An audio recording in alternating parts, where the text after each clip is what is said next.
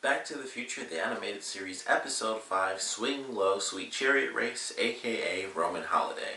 So this episode focuses on pretty much all the guys of the series outside of Einstein, all the human male characters of the show.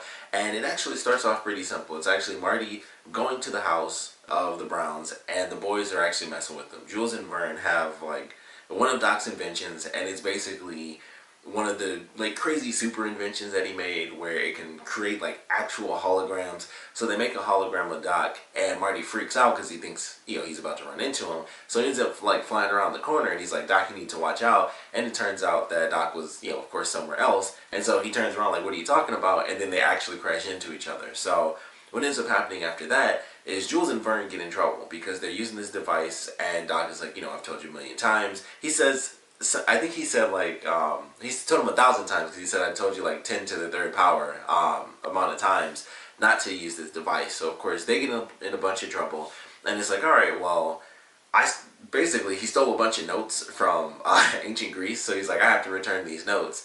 So the boys wanted to go with him because he mentioned arcades, like ancient, Roman arcades. So they're like, cool, we can go. And they're like, of course he said, no, you're grounded. So they're like, all right, of course. And so this was actually surprising. This is like one of the few moments where the boys are kind of one and the same because they both get in trouble and they're both doing bad things. But Jules, as the older kid, is always like, the one he's just like Doc. He's like the super nerdy, super smart kid. And if anything goes wrong, it's a part of typically one of his science experiments. But in this case, he was just like, he kind of cut Doc off and was like, you know what, you're right, we're going to stay grounded, we'll stay here. You guys head to Greece, no big deal. But as he's saying that, he's backing up and, grabbing the little holographic projector.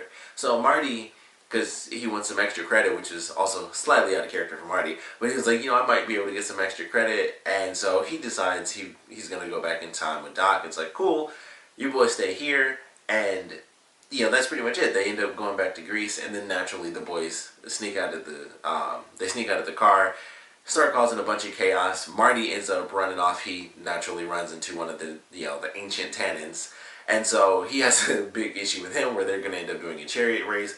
Doc ends up getting arrested and thrown to the lions. It was actually a pretty crazy episode. Like, the boys are in trouble for a super long time. Marty and Doc get split up, and this is before they even realize the boys are there. They get split up. Marty's walking around with like one of the universal translator devices because he's trying to get some food. That was like the first thing he was doing, was trying to get food. So he ends up running into the tannin. After he gets the food, that's literally how he does it. He walks into the tannin, gets the food on him, and so he's like, all right, well, I challenge you to a chariot race. And then he calls him chicken, but he does it in like actual like ancient old Latin, so he calls him like Polish something, and it was just like chicken. So of course he freaked out. I was like, nobody calls me chicken. So he agreed to do the chariot race. So they're doing like this grand chariot race. Around the same time, Doc ends up running into Jules because Verne is being chased down by two dudes after he knocks a guy down like in a bathhouse or something. So he's like, hey, we came here because we wanted to be at the arcades. Once again, this is one of those things that I thought was a little out of character for Jules. With him being the older character, and especially being more like Doc, like the super genius character, I thought it would have made a lot more sense for him to know it wasn't like actually like a video game arcade. So I thought that was really weird that he wouldn't know that ahead of time just based on his character. But this is one of those moments where it's like, well, he's still a kid, so you can kind of just go with it that way and it still makes sense. But of course, Doc ends up helping his son out. Things kind of work out fine for a minute, and then he happens to say some random stuff because the boys, or specifically Verne, he's like, the reason that I kind of pushed that guy in the water is because he was treating this other guy like a slave. He was like, the dude was getting a massage from like this dude who honestly looked kind of like Jay Leno to me, and so that's how Jules ends up causing a bit of trouble. And so he's telling it to Doc. And he's like, well, unfortunately, he probably was his slave. Like, that's kind of a common practice here, even if we don't agree with it. And he goes through some other random things, and he happens to just throw out the term revolution. And there's like these two guards. It's like, revolution, you say. He was like, oh, like, just in generalization, I'm actually super ignorant when it comes to anything like that. So because he said revolution, they just assumed that he was trying to start one. And so that's how he ends up being arrested, and he gets thrown to the lions. The guy that they helped out, that Verne ended up helping out, rescues the boys because they end up running from the guards as well, and they hide in some bases. And so he ends up helping them out and is like, hey, I can help you get to your dad And so he takes them down to the prison to actually help him. He uses the holographic device so that he doesn't actually have to go out with the lions and, of course, get killed. So he ends up surviving that. And Marty freaks out because he doesn't actually realize that it's a hologram until he sees the arm get bit. And then he's like, Doc is sitting like right behind him, which I thought was super funny. But after that, they go straight to the chariot race. And Doc is like, all right, so I made this chariot. And I specifically designed it so that you can't win because I want to say his name was Bificus, or it was something super Tanicus, something like that. I think it was Tanicus. He has to win. He has to still have the kind of same sort of status. Like by the time they leave, he has to still have the same sort of power because that'll allow things to kind of continue on as they naturally did in history. So the Doc is like, all right, I made this so that you can't win, but of course you'll live. So they go through the chariot race. They're going around. It's a lot like the medieval thing where this ancient Tannin, the Tannin ancestor has like these crazy it was seriously like the Horseman of the Apocalypse. Like he had like some death metal horses. They had like spikes all over him. His thing was like a monster truck with spikes just sticking out the whole thing. And then Marty strolls in and like this neon blue chariot that Doc made for him with some wooden wheels and some tiny like donkeys almost. And they were like peach colored donkeys. It was super weird. I was like, this doesn't make any sense. It was super funny. And then they also, I mentioned this before with the witchcraft thing. They have characters in here, specifically one character is the guy who's doing like the announcements or whatever to say like things are about to get started. He was completely blue. Everyone else looked normal, and then he showed up and he was blue, and it was really one of my favorite scenes of the whole episode because not only did this random blue character shows up, which is hilarious, but he was talking super slow, and it was like very nonchalant, like they're about to do. I think this is actually before Marty even went. I think it was when they're about to basically throw Doc out there to the lions. And he came out and it was just like, and we're about to have this showing. And they go to people in the crowd, and as he's talking, they're literally clapping as slow as he's talking. So he's like, we're about to have the showing. And they clap as slow as this. And it really made me laugh. I was like, this is just really weird. He's completely blue.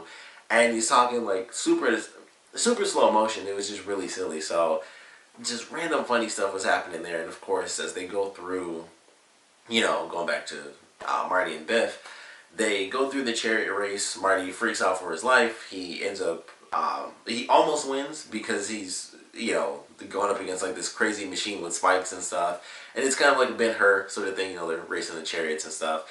And so with the Bificus using the spikes on his wheels to take out Marty's wheels, Doc had like replacement wheels, so he could like pop the wheel off and instantaneously another one would come out. And so he takes off, and then Doc is like, remember, you have to lose. And he's like, all right. So he tells him to hit the brake, and he actually hits the brake, and he basically put, it was like a cotton parachute. Like it was one of those things again where like in the medieval thing they made a hot air balloon out of like cotton and stuff. They made a parachute, so he hits the brake and a parachute comes out like a drag racing car to slow him down. And just as he's about to cross the line, he stops, and Bificus ends up winning, and everything kind of goes back to normal. They end up escaping. They switch. Basically, Marty gives the chariot to like the dude who looks like Jay Leno. Marty jumps in the car. The guys go back to the future, but right before they do, Marty's like, "Thanks for helping me out, but I never got your name." And he says that his name is Ben-Hur. And I was like, oh, that's cool, they did that. So I thought that was pretty interesting. It was a decent little episode. It was like they went back just honestly because Doc took those, took the notes so that he could have them in his archives. And then he was going to take them back. Really the only reason they went there, Marty happened to want to go for extra credit, which he didn't seem to focus on in any way, shape, or form. Like as soon as he got there, like I said, the first thing he did was say like, where do I get some pizza? Like there was nothing that seemed to even remotely relate to him saying, I want to go back in time for extra credit. And I was just like, it's weird that they put that in there because that doesn't seem like Marty. And then nothing he did ever connected back to that. Like there was nothing that connected to him questioning like, what is this or anything like that. It was just like, he went there asking for pizza and looking for food. And then once he got food, he ran into, the Tannin ancestor. So pretty funny episode. Lots of random stuff happening. The boys being in trouble. Marty just screwing up. This was the first instance of them doing the chicken thing, which I thought was cool, like him being called a chicken. So I like that. They had a really funny moment at the end when everything's good.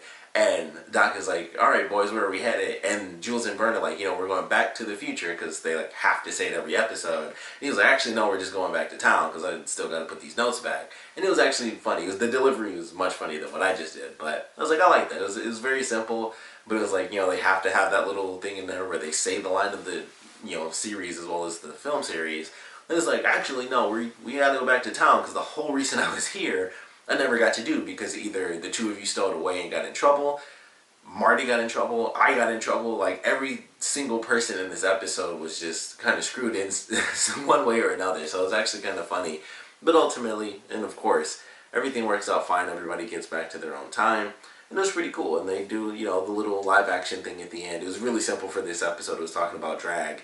And they just have two model cars. And Bill Nye the Science Guy puts a little plastic parachute on the red car. And he lets him go down the track. And it's like, oh, there's drag. It's very simple. It wasn't like the cool little experiments where he has to do a bunch. It's just like, here's a car, boom, he put a little plastic parachute on it. Simple as that.